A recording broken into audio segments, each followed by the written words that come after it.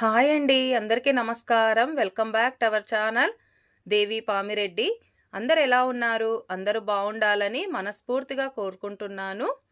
మరి ఇవాల్టి వ్లాగ్ వచ్చేసి ఇది నైట్ రొటీను. నేను ప్రతిరోజు నైట్ 9:00కి ఏ విధంగా చేస్తానో మీతో నేను షేర్ చేసుకుంటున్నాను. ఈరోజొచ్చేసి ముల్లంగి అంటేనే చాలా మందికి అసలు ఇష్టం ఉండదండి. దాని స్మెల్ చూస్తేనే ఆ స్మెల్ గూడా ఏమీ రాకుండా తినని వాళ్ళైనా సరే చాలా హ్యాపీగా టేస్టీగా తినే విధంగా నేను తయారు చేసి చూపిస్తానండి. ఇలా చేశారంటే ముల్లంగి స్మెల్ అనేదే ఉండదండి. చాలా టేస్టీగా ఉంటది. మరి వీడియోని ఎక్కడ స్కిప్ చేయకుండా వీడియోని చివరి వరకు చూడండి. ఇప్పుడు తయారీ విధానాన్ని చూద్దామండి. ముందుగా కడాయి పెట్టేసుకొని ఆయిల్ వచ్చేసి ఒక 3 స్పూన్ల వరకు వేసేసుకొని పోపు దినుసులన్నీ కూడా వేసేసుకోవాలి. తర్వాత ఒక పెద్ద ఆనియన్ కూడా కట్ చేసి వేసేసాను. ముల్లంగిని వచ్చేసి మనము పైన చెక్కంతా కొంచెం తీసేసుకొని వాటర్‌తో క్లీన్ చేసుకున్న తర్వాతనే మొత్తం అంతా తురిమేసుకోవాలనమాట. ఈ విధంగా తురుముకోవాల. తురిమి చేస్తేనే ఫ్రై అనేది బాగా తొందరగా మగ్గిపోతుంది. పిల్లలు గూడా ఇష్టంగా తింటారు. మనము అలాగే ఒప్పులొప్పులు కట్ చేసామంటే పిల్లలకి తినేటప్పుడు అది పండ్లకు తగలడం వల్ల గూడా వాళ్ళు ఇష్టంగా తినరనమాట. అందుకోసమే ఈ విధంగా తురిమి చేయడం వల్ల కూడా వంట త్వరగా అవుతది. ఇష్టంగా గూడా తింటారు. ఇలా అంతా తురిమి మనము పెట్టేసుకున్నాం గదండీ! ఈ ముల్లంగినంతా ఈ విధంగా వీడియోలో చూపిస్తున్నాను కదా! ఆ విధంగా మనము మొత్తం అందులో ఉన్నటువంటి వాటర్ అంతా గూడా పిండేసుకోవాల. ఆ వాటర్ ఉండడం వల్లనే మనకి ముల్లంగి అనేది స్మెల్ ఒస్తది. అలాగే ఘాటుగా గూడా ఉంటది. కాబట్టి ఆ స్మెల్ రాకుండా ఉండాలంటే ఈ విధంగా మొత్తంగా ఇలా మనము పిండేసుకొని పక్కన పెట్టేసుకోవాలి. చూడండి చూస్తున్నారా? ఈ విధంగా అంతా పిండేసుకోవాల. ఎన్ని వాటర్ వచ్చాయి గదండీ ముల్లంగిలో నుండి. ఈ వాటర్ అంతా గూడా ఇంక పడేసేయడమే. ఇంక ఇప్పుడు ఈ ముల్లంగినంతా తురుముకున్నాం గదా! ఈ పిండేసుకున్న వాటిని మనం ఇప్పుడు ఆనియన్ గూడా మగ్గిపోయింది. ఇందులోకైతే ఇప్పుడు వేసేసుకోవాలి. మొత్తంగా మనం అంతా వేసేసుకొని ఒక హాఫ్ స్పూన్ వరకు పసుపు వేసుకోవాలి. ఉప్పు కూడా ఒక స్పూన్ వరకు ఉప్పేసుకోవాల. ఉప్పు, పసుపు వేసిన తర్వాత ఈ విధంగా కలిపేసుకోవాలి. తిరువాతలోనే మగ్గిపోవాలనమాట.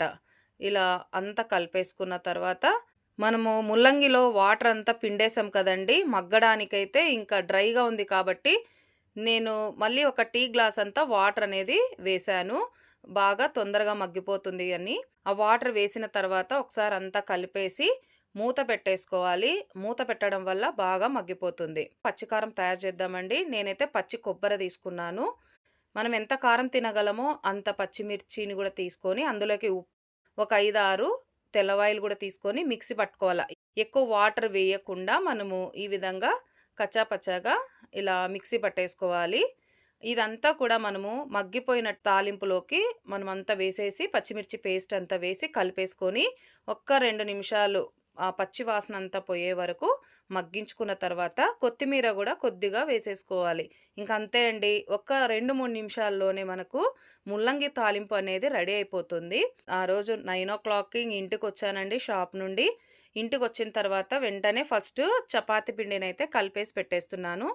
మనం ఫస్ట్ చపాతీ పిండి కలిపామంటే ఇంకా నెక్స్ట్ వేరే పనులు చేసుకోవచ్చు. ఈలోగా పిండనేది బాగా మెత్తగా నానుతుంది కాబట్టి నేను ఫస్ట్ పిండైతే కలిపేస్తున్నాను. ఇలా కలిపేసి మూత పెట్టేసి కొంతసేపు పెట్టానండి. ఒక 10 నిమిషాలు. అలాగే నేను వస్తూ దారిలోనే పాలు గూడా తీసుకొనొచ్చానింకా. Half litre పాలివి. పాలు బాగా గట్టిగుంటాయి కాబట్టి నేను ఒక 1/4 లీటర్ వరకు హాఫ్ లీటర్‌కి 1/4 లీటర్ అంత వాటర్ అయితే వేస్తానండి. వేసి చిన్న మంట మీదే దాన్ని మరిగించుకోవాలి పాలు. పొద్దున్నే షాప్‌కెళ్ళేటప్పుడే మటన్ కర్రీ చేశానండి. మటన్ కర్రీ అయితే చాలా టేస్టీగా ఉండింది. మొన్న కుక్కర్ అనేది పేలిందని చెప్పాను గదండీ! ఆ గిన్నెలోనే నేను మటన్ కర్రీ చేశాను. టైం అయితే చాలా తీసుకుంది. మార్నింగ్ మటన్ చేశాను. అది కొద్దిగుంది కాబట్టి మళ్ళీ ఇప్పుడు నైట్ వేడి చేస్తున్నాను. ఇక్కడొచ్చేసి పాలు గూడా అలా తిప్పడం వల్ల చిన్నగా ఆ మీగడ సైడ్ అంతా మన అంటుకొని ఉంటది గదండీ! అలా అంటుకున్నదంతా గూడా పాలల్లోకెళ్ళిపోతుంది. మన గిన్నెకెక్కడా గూడా మీగడ అతుక్కోదనమాట. అలా చిన్నగా తిప్పాలి. ఆ విధంగా చిన్న మంట పైనే పాలనైతే కాంచాను. అక్కడే దగ్గరుండి పనులు చేసుకుంటూనే మనం పాలను కాంచుకోవాలి. ఇంగ పాలు గూడా పక్కన పెట్టేశాను. పాలయిపోయింది. ఇంగ చపాతీ చేస్తున్నా. మటన్ కర్రీ గూడా ఉంది గదా! పొద్దున చేసిన మటన్ కర్రీ ఉందనేసి ఇంకా చపాతీ చేస్తున్నాను. ఒక 3 చేస్తున్నాను అంతే. మా ఆయన కోసం ఒక్కటే. నేను నైట్ టైమ్ అయితే తినను కాబట్టి. ఇంకా ముల్లంగి చేశారు కదా అనుకోవచ్చు. ముల్లంగి ఫ్రై అది ఈరోజు చేసిందైతే కాదండి. దీని తర్వాత 2 డేస్ తర్వాత చేసింది. నేను ఈ వీడియోలోనే యాడ్ చేశాను ముల్లంగి తాలింపుని. ఈరోజైతే మార్నింగ్ చేసిన మటన్ కర్రీ, ఇక చపాతీ అంతే. మార్నింగ్ రైస్ చేశాను. అది అయిపోయింది కాబట్టి ఇప్పుడు చపాతీ చేసిస్తున్నాను మా వారికి. ప్రతిరోజు ఇలాగే ఉంటుందా రొటీన్ అంటే ఇలా ఉండదండి. రోజు మనం ఒకేలాగైతే చేయము గదండీ. ఒకరోజు చపాతీ చేస్తే, ఒకరోజు రైస్ ఉండొచ్చు. ఒకరోజు కర్రీ చేస్తాను నైట్ టైమ్ గూడా అయిపోతే. లేదంటే మార్నింగ్ కర్రీ అనేది ఉంటుంది ఆల్‌మోస్ట్ ఎప్పుడో ఒకసారి మార్నింగ్ చేసిన కర్రీ అనేది అయిపోతుందనమాట. అలాంటప్పుడు నైట్ కర్రీ చేస్తాను. పిల్లలున్నప్పుడైతే ఇంకా ఎక్కువగా పని అనేది ఉంటదండి. ఇంకా ఇక్కడ వంటయితే అయిపోయింది కాబట్టి, ఇంకా నేను గ్యాస్ స్టవ్‌ను గూడా క్లీన్ చేసేస్తున్నాను. డీప్ క్లీన్‌గా అంతా మొత్తం కడిగేస్తున్నాను. అక్కడ బర్నర్స్ ఉన్నాయి గదా! దాంట్లోకి వాటర్ అనేది పోకుండా మనకు ఆ ప్లేట్స్ అనేది చాలా బాగా యూజ్ అవుతదండి. ఏదైనా గిన్నెైనా పెట్టొచ్చు. లేదంటే ఇలాంటి చిన్న ప్లేట్స్ ఉంటే అవి గూడా పెట్టామంటే కడిగేటప్పుడు మనకి ఎటువంటి టెన్షన్ ఉండదండి. వాటర్ లోపలికి పోతుందనే భయం లేకుండా మనం హ్యాపీగా పని చేసేసుకోవచ్చనమాట. ఇంకా కొద్దిసేపు అదంతా నానబెట్టాను. ఇక్కడ స్టవ్ పైనంతా ఒకసారి స్ప్రే చేసేసి లిక్విడ్‌తో కొంసేపు నానబెట్టాను. ఇక్కడ సామాన్లన్నీ అయితే కడిగేస్తున్నానండి. ఆ పని అది నానేలోపు ఈ పని గూడా అయిపోతుందనేసి ఇలా నేనైతే ఒకదాని తర్వాత ఒక ప్లాన్ చేసేసుకొని ఇలా చేసుకుంటూ ఉంటాననమాట. ప్రతిరోజు అయితే ఇలాగే ఉండదండి. నేను వారానికి ఒకసారయితే ఈ విధంగా డీప్ క్లీన్ అనేది చేసుకుంటాను. మిగతా టైంలో అయితేనా రోజు ఊరికే తుడిచేసుకుంటాను నేను. ఆ విధంగా లేదు ఎప్పుడైనా మనం ఆయిల్‌తో ఎక్కువగా పూరి గానీ, ఏవైనా పిండి వంటలు అలాంటివి చేస్తుంటాం గదండీ! అప్పుడు గ్యాస్ పైన గానీ, ఆ టైల్స్ పైన గానీ ఎక్కువగా చిట్లినప్పుడు ఆయిల్ మరకలుంటే ఈ విధంగా క్లీన్ చేస్తాను. లేదంటే వీక్లీ వన్స్ అయితే కంపల్సరీగా ఇలా అంతా మొత్తం క్లీన్ చేసేసుకుంటానండి. లేదంటే ఎవ్రీడే ఊరికే పైన పైన అంతా తుడిచేసుకుంటూ ఉంటాను. ఇలాగే ఉంటది. ఇంకా మార్నింగు షాప్‌కి 7:30 ఆ టైంకంతా బయటికెళ్ళిపోతే నైట్ అనేది 9 అయితుందండి ఇంటికొచ్చేసరికి. 8:45, 9 ఆ టైం అయిపోతది. ఇంకా అప్పుడు వచ్చిన తర్వాతే ఈ పనులన్నీ చేసుకుంటూ ఉంటాను. ఒకరోజు బట్టలు మడతబెట్టేదుంటది.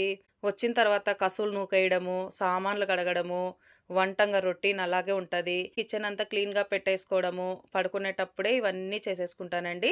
ఇంకా అన్నీ ఇంట్లో ఎక్కడెక్కడ ఉంటాయి గదా! అవన్నీ సర్దుకోవడం ఇవన్నీ గూడా చేసుకొని పడుకుంటాను. అవంతా అయిపోయేసరికి 11:00 అవుతది నైట్. ఒకసారి ఇలా క్లాత్ తీసేసుకొని మనం బట్టతో ఒకసారి తుడిచామంటే ఎంత క్లీన్‌గా కడిగినా గూడా ఒక్కసారి ఇలా బట్టతో తుడిస్తేనే బాగా షైనీగా ఉంటదండి. మనకు ఆరిపోతే ఎటువంటి మరకనేది కనబడకుండా ఉంటది. బావుంటది క్లీన్‌గా. కాబట్టి ఒకసారి బట్టతో మనము అంతా క్లీన్ చేసేసుకోవాలి. చేసేసిన తర్వాత ఇప్పుడు పాలు గూడా చల్లారాయన్నమాట. కాబట్టి మా వారికి కూడా ఒక గ్లాస్ అంతా పాలు గూడా ఇచ్చేస్తున్నాను. ఇంకా మిగిలిన దాంట్లో తోడేస్తున్నాను. కొద్దిగా అంటే కొద్దిగా తోడు చాలు. చెయ్యితో ఒకసారి అలా అంటేనే మనకు సాటిస్ఫై అనమాట. బాగా తోడుకుంటుంది పెరుగనేసి. రేపు ఏం వంట చేయాలి అన్నది కూడా ముందు రోజు నైటే నేను ప్రిపేర్‌గా అన్నీ చేసి పెట్టేసుకుంటానండి. ఉదయాన్నే హడావిడి లేకుండా తొందరగా వంట చేసేసుకోవచ్చు. మరి నేను వర్క్ చేసుకుంటూ మార్నింగ్ నుంచి నైట్‌కి ఇంటికొస్తానండి. అయినా నా ఇంటిని నేను ఈ విధంగా బ్యాలెన్స్ చేసుకుంటున్నాను. అదే నేను మీతో షేర్ చేశానండి. మీకెవరికైనా వీడియో నచ్చితే లైక్ చేయండి. అలాగే మీ ఫ్రెండ్స్‌కి కానీ, రిలేటివ్స్‌కి కానీ షేర్ చేయండి. కొత్తగా ఛానల్ చూస్తుంటే సబ్స్క్రైబ్ చేయండి. థ్యాంక్ యూ ఫర్ వాచింగ్ అండి.